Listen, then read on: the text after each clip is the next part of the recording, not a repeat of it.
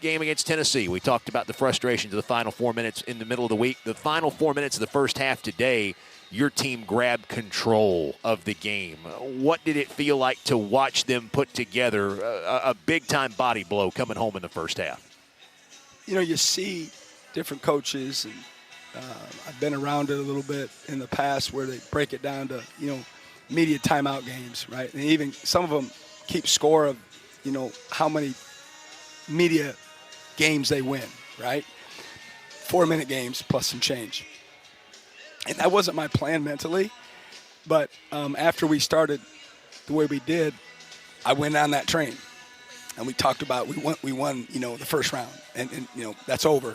Now we got to do the same type of things to get a win in the second round, and it worked for us for a while. And I told them at halftime, we won 4 out of 5, and if we come out of halftime and win that round, we're going to be in great shape. Unfortunately, we didn't. We had to call timeout pretty shortly thereafter, but they were ready to go.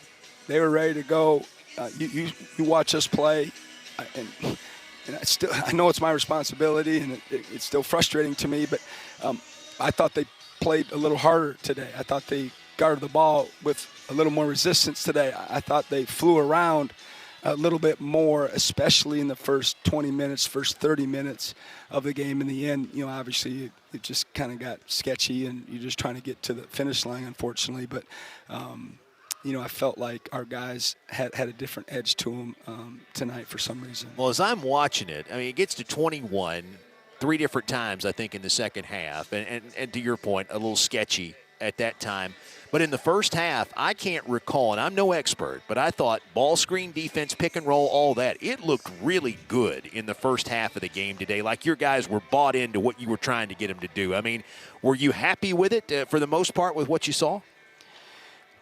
After the Tennessee debacle of our ball screen defense in the first 25 minutes of the game, it was something that we addressed and worked on and showed film on and talked about. So, yes, I liked the response that they had specifically to that and guarding the ball like I've already addressed.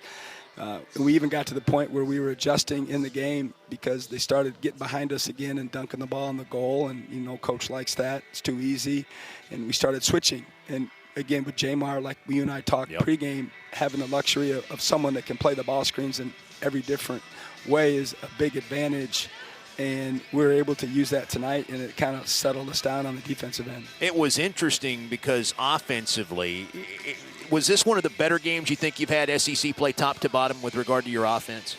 Yeah, without looking at the tape, 47 and 43. Obviously, a big reason why is, Josh was ultra efficient. Yes. Maybe the most efficient that he's had since he became a Bulldog. I'm so happy for him. I'm just elated for him. You and I have talked about it. He's never had a game like this against Ole Miss. No. And he's from the SIP, so it's important, maybe a little more important, to him and Jamar and Jabori and those kind of guys. But he doesn't really get wrapped up in that. He treats this game like he treats every other game, at least outwardly. But I know he's got to feel pretty good, coming up here tonight and playing the way he did. In terms of, I asked the question because he obviously, as we got in the back end of the first half, really kind of caught fire and got on one of those heaters again. But Achor was an engine for you early on.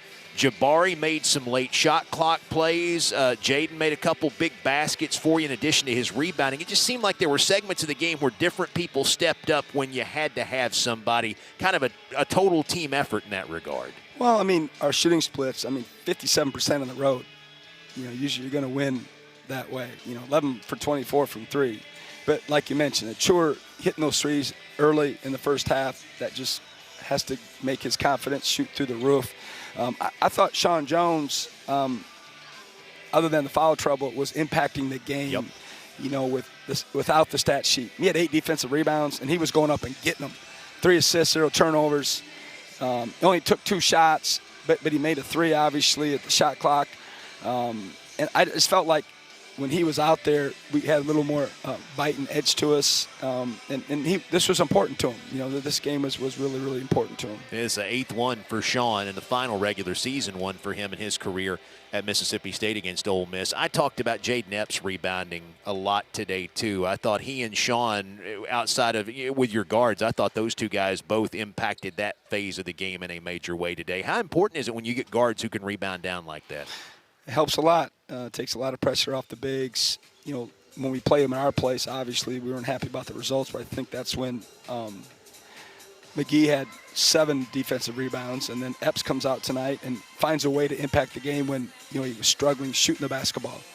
You know, he struggled, especially in the first half. I was so glad he knocked that 3 down in front of our bench. The whole bench erupted, and you know, hopefully that, you know, he'll get to shake that off. But 3 assists, 1 turnover, and he was defending out there. So we talk about that a lot as coaches. Is, hey, when the ball doesn't go in, don't let it affect the rest of your game. You got to continue to do everything else, you know, to try to, you know, help move the needle in the right direction. And I thought he did that tonight. You are 3-1 in this building, and now 6-2 in 8 games against Ole Miss. Is there a magic bullet to winning rivalry games on the road? Why do you think you've been so successful coming up here? I'm not sure, but I'm glad that it's that way, and I've always been that way for some reason, and it's not a pat in the back, I promise, but I've always fared well in rivalry games, even at New Mexico State. So I wish I knew what it was, but I don't. I mean, they talked about in the main media room, and I just said that we prepare for this game like every other game. It's a Super Bowl. Certainly, you know, we know how important it is to our fan base and our administration and, you know, our players. I think once you go through it, you have even the new guys understand the second time how important it is. And certainly internally, you know, I didn't talk about it with the team, but, you know, we've been fairly successful against them, and was really disappointed in the 1-point loss at home, and didn't want to have the S word come out, didn't want to be a part of that, and that was pretty internally motivating for me, and I'm just glad that we were able to get it done today. Preparation and execution, those two things go a long way in any game, but especially one against your rival. Congratulations. Hope you have a happy bus ride home, and we'll see you on Wednesday, okay? Thank you. Hail State.